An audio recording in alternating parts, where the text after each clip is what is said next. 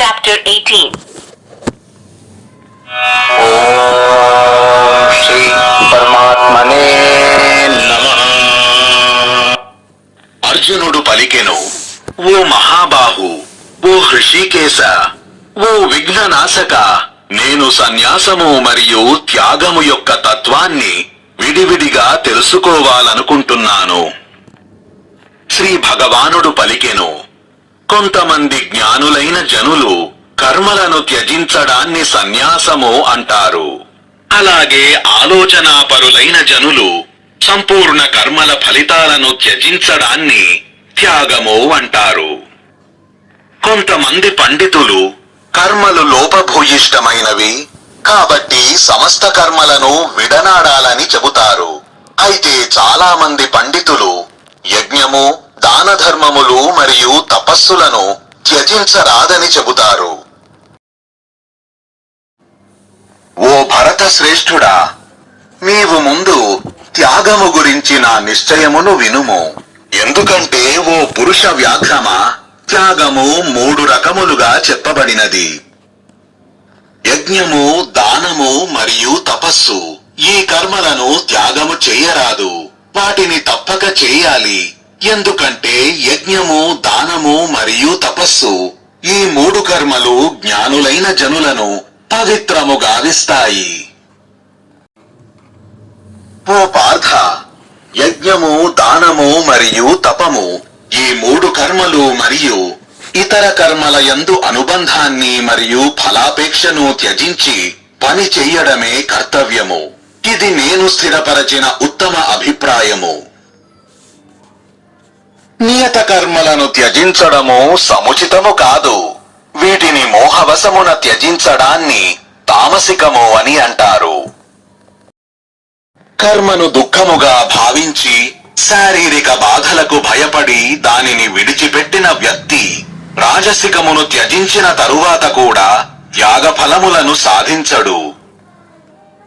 ఓ అర్జున, నియత కర్మలను చెయ్యటమే కర్తవ్యము. అలా అనుకొని అనుబంధము మరియు ఫలాలను త్యజించి చేసిన కర్మ సాత్విక త్యాగముగా పరిగణించబడుతుంది. అకుశల అనగా అశుభ కర్మను ద్వేషించకుండా మరియు కుశల అనగా శుభకర్మయందు అనుబంధము లేకుండా సత్వగుణముతో ఉన్న పురుషుడు సందేహము లేకుండా ఒక జ్ఞాని మరియు త్యాగి. ఎందుకంటే దేహధారి అయిన మానవుడు కర్మను పూర్తిగా త్యజించడం సాధ్యము కాదు. కాబట్టి కర్మఫలములను త్యజించిన వాడే వాస్తవానికి త్యాగి అని చెబుతారు.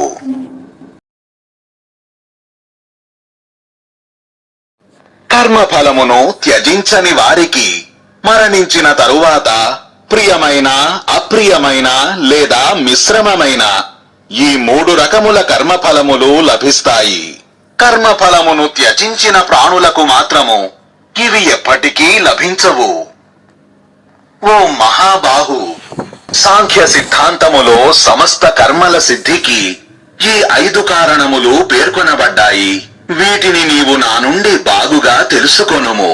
కర్మసిద్ధిలో కర్మ చెయ్యడానికి ఆశ్రయము అనగా శరీరము, కర్త, అనేక రకాల ఇంద్రియములు, వివిధ రకములైన వేర్వేరు చేష్టలు మరియు దైవము ఈ 5 కారణములు ఉంటాయి. మనిషి తన శరీరము, వాణి మరియు మనస్సుతో సముచితమైన లేదా అనుచితమైన ఏ కర్మనైతే చేస్తాడో దానికి ఈ 5 కారణములు. అశుద్ధ బుద్ధి వలన ఏ పురుషుడైతే శుద్ధ ఆత్మనే కర్తగా భావిస్తాడో ఆ మలిన బుద్ధి గల అజ్ఞాని అయిన పురుషుడు సత్యాన్ని చూడడు. అహంకార భావము లేని వ్యక్తి మరియు ఏ దోషగుణాలలోనూ లీనము కాని బుద్ధి గల ఆ పురుషుడు ఒకవేళ ఈ ప్రాణులన్నింటినీ చంపినా కూడా అతడు వాస్తవముగా చంపినవాడు కాడు మరియు ఏ పాపము చేత బంధింపబడడు. జ్ఞానము, జ్ఞేయము మరియు జ్ఞాత ఈ 3 కర్మలను ప్రేరేపించేవారు. అలాగే ఇంద్రియము, కర్మము మరియు కర్త ఈ 3 రకములుగా కర్మలను సంగ్రహించేవారు. గుణ సంఖ్యా శాస్త్రములో గుణముల వ్యత్యాసముల ప్రకారము జ్ఞానము, కర్మము మరియు కర్తలకు సంబంధించిన మూడు వ్యత్యాసాలు చెప్పబడ్డాయి. వేరువేరు ప్రాణులన్నింటిలో ఒకే ఒక అవినాశనమైన భగవంతుడిని చూడగలిగే జ్ఞానమును నీవు సాత్విక జ్ఞానముగా పరిగణించాలి. ఏ జ్ఞానముతోనైతే మనిషి ప్రాణులన్నింటిలో వేర్వేరు భావాలను వేర్వేరు విధాలుగా తెలుసుకుంటాడో ఆ జ్ఞానమును నీవు రాజసిక జ్ఞానమని తెలుసుకొనుము. ఏ జ్ఞానముతోనైతే మనిషి ఒకే కర్మరూప శరీరములో ఆసక్తుడవుతాడో ఆ యుక్తిరహితమైన, వాస్తవిక జ్ఞానరహితమైన మరియు తుచ్చమైన జ్ఞానము తామసిక జ్ఞానముగా చెప్పబడింది.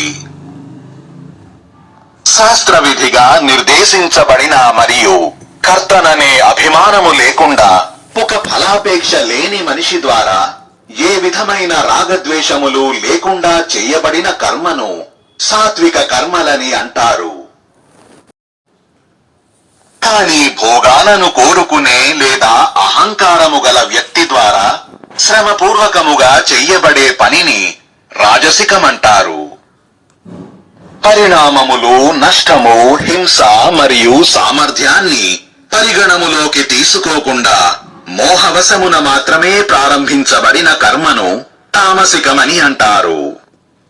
అనుబంధము లేని, తెచ్చిపెట్టుకున్న అహంకారము లేని, ధైర్యమైన, ఉత్సాహపూరితమైన, సిద్ధి మరియు అసిద్ధిలో నిర్వికారమైన వ్యక్తిని సాత్వికుడు అని అంటారు. ఆసక్తిగల, కర్మ ఫలితాన్ని కోరుకునే, అత్యాశ గల, హింసాత్మక స్వభావాన్ని కలిగి ఉన్న, అశుద్ధుడైన మరియు ఆనందము, శోకముతో నిండిన కర్తను రాజసికుడని అంటారు. కర్తవ్యము పట్ల అజాగ్రత్తగా ఉండే, అసభ్యమైన, అహంకారపూరితమైన, కపటి అయిన, ఉపకారానికి బదులుగా విఘ్నాలు కలిగించే, సోమరిపోతూ, దుఃఖితుడు మరియు నేటి పనిని రేపటికి వదిలేసేవాడైన వాడిని నీవు తామసికుడని తెలుసుకొను. ఇప్పుడు నీవు 3 రకముల గుణముల ప్రకారము బుద్ధి మరియు ధృతి మధ్య వ్యత్యాసాన్ని నా నుండి వేర్వేరు రూపములలో వినుము.